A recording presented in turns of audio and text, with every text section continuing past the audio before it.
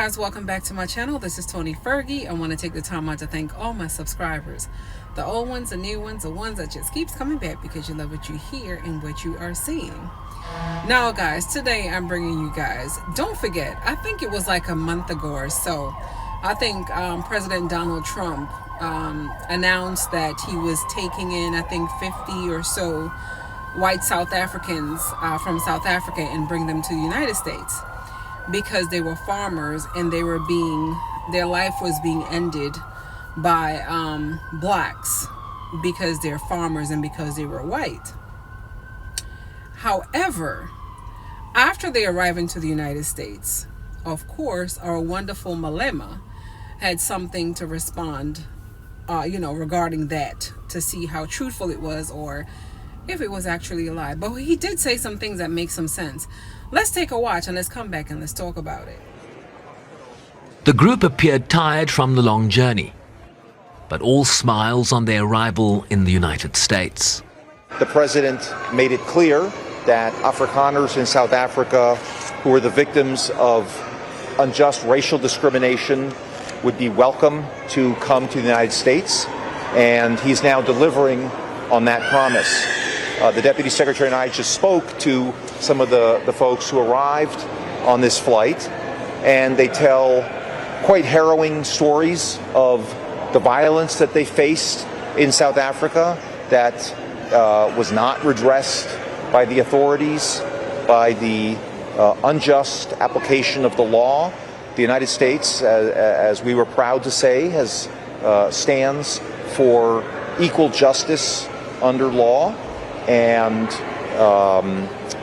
the fair and impartial application of the law. The refugees, who were described here as having experienced violence and a fear for their lives, are expected to be transferred to different states where they will begin the process of assimilation, while their initial needs of housing and other basic requirements are expected to be facilitated by the receiving state.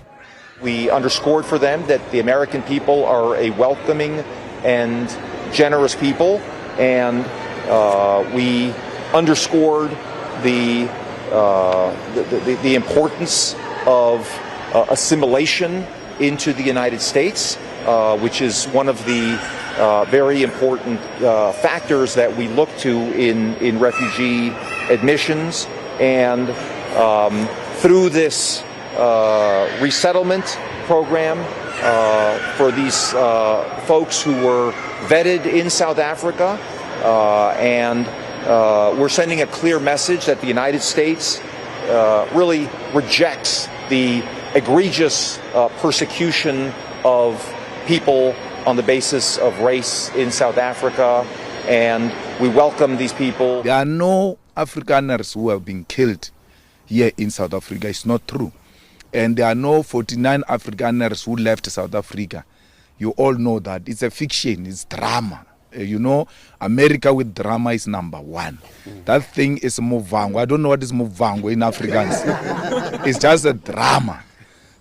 I believe they landed and then they waited for cameras, took them pictures. The next flight back to South Africa. If those people are farmers, it means there are 49 farms available. Why are we not expropriating them? Because they've abandoned them. But why is the media not telling us? Because they say these are farmers. Why is the media, through its own investigation, say to us, this picture you see is a farmer at this. They are not farmers. There's no one who left farming here in South Africa. I suspect that those whites were these ones who were looking after cars at the parking lot. They were attending to cars and they went to fetch them there. They can't live. They will never live the kind of life they live here in South Africa anywhere else. Even if you live here as a millionaire and you go to USA, your money gets reduced to nothing.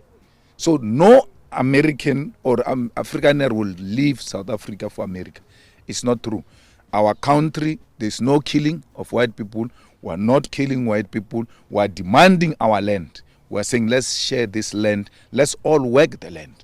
And if that is a crime, it's a crime we're prepared to commit. Because we can't, when we're asking for food, and say, no, you're committing crime by asking.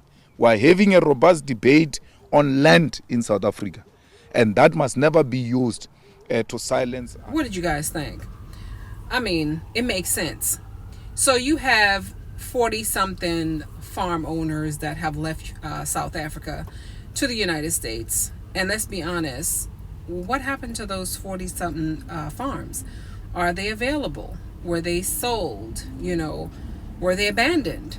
That would be a great question for, the people that keep copies of paperwork, or who occupies land and who doesn't. I don't know. My thing is, I don't think any real South Africans, I've been to South Africa twice, and I don't think any real South African, whether black or white, would want to leave South Africa. I am so sorry. No matter how hard life is in South Africa, South Africans love South Africa, period. The weather, the people, the ambiance, everything about South Africa is beautiful. And I don't think any persons that have real amount of money will leave South Africa to come to